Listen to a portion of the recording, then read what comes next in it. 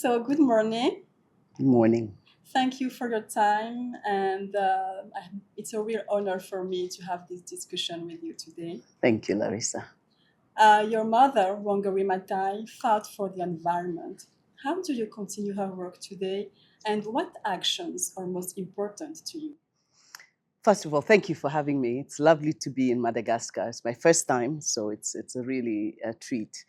You know, my mother's legacy, in many ways, we always are amazed at how much she saw into the future.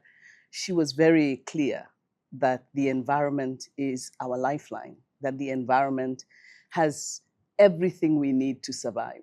And it is us who we must protect, not really the environment. So it was, her work was for us to understand that we are dependent on the environment, that the environment is the source of everything we need, and therefore we must treat her with respect, and we must continue to nurture the life-giving source, Mother Nature. So that work continues very much through the organizations that she started after she passed away.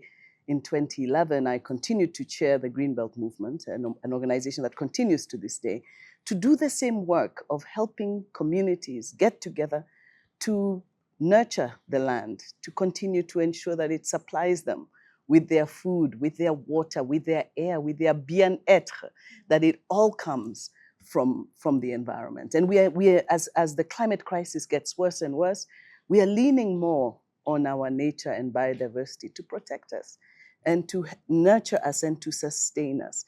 So that work continues. But very importantly, I'm involved as the chair of the Wangari Maathai Foundation in ensuring that the next generation of young people are as excited about the environment as she was, as we are, because we know that you will protect what you love, you will love what you know, and you know what you're taught. So we have to really continue to make sure that the wonder of nature is inside our young people. You talk about young people. Africa has many young people. Yes. How can we help them take action to protect the environment?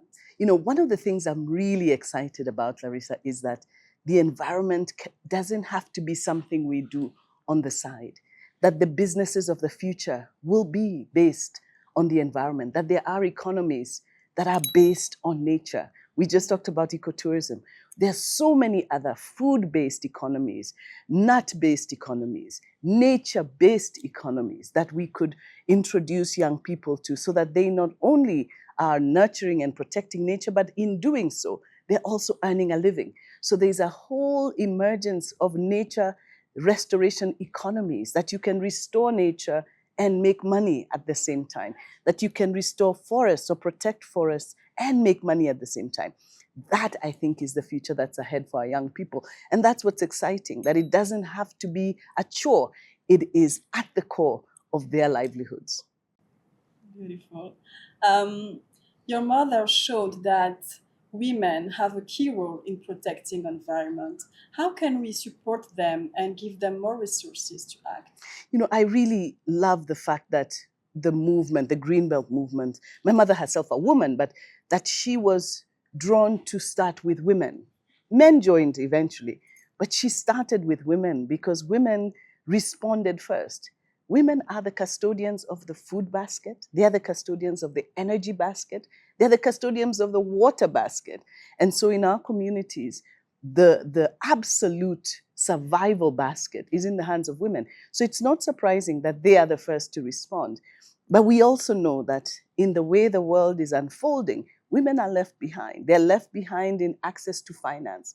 They're left behind in the rights to land and to own land. We know they invest in land that they have access to or they have ownership to. So I think that is where we really need to change, to ensure that women have leadership, ownership that is coded in our policies, so that it's not just a good thing or some other relative has to give her permission, but that she has full control over what she knows how to do with. You know, one of the things that makes me really sad is that our food and our food production is in the hands of farmers. And farmers are 80% of farmers around the world are women. They're also the poorest and the hungriest. It shouldn't be that way. If they're producing food, there should be fair access to income when that food is sold, fair access to land so that they can do what they know how to do so well, and then, of course, that they are nourished themselves by the food they produce.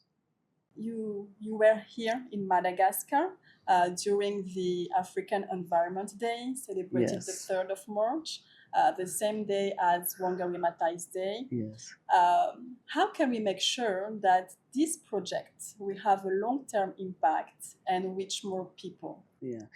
I think the African Union's decision to make Africa Environment Day also Wangari Maathai Day was so special because she was the icon of the environment. And it's one thing to talk about the environment. It's another thing to be really passionate about the environment. Anyone who met my mother knew she was crazy about the environment. She really understood in her blood, in her lungs, that the environment was the source of everything good and that we have to celebrate it as Africans, yes. And of course, it's also World Wildlife Day. So we know that the environment sustains all life, all biodiversity. Here we are in Madagascar. I was so excited to be celebrating in Madagascar. 5% of the world's biodiversity is here in this island that is less than 0.5% of the world's population. It is of the world's mass. It is one of the most important hubs of biodiversity.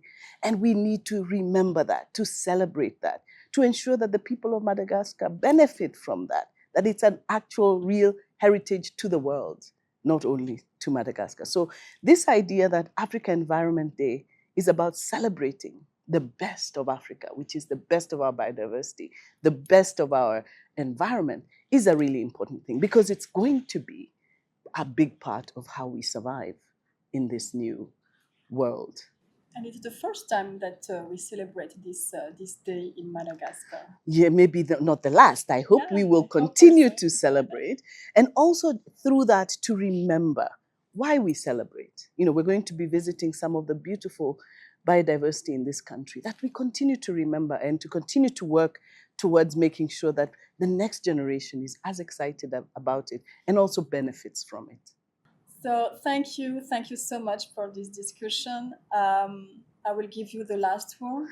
Well, listen, it's been an incredible time here in Madagascar. I never imagined that I would not only be talking about the country that is host to the world's deepest biodiversity, but that I would be witness to it myself. And it was an absolute delight to be here, to meet the people, to see the gorgeous biodiversity that I experienced. And I hope to see you again next time. Thank you so much. Thank you. Thank you for having me.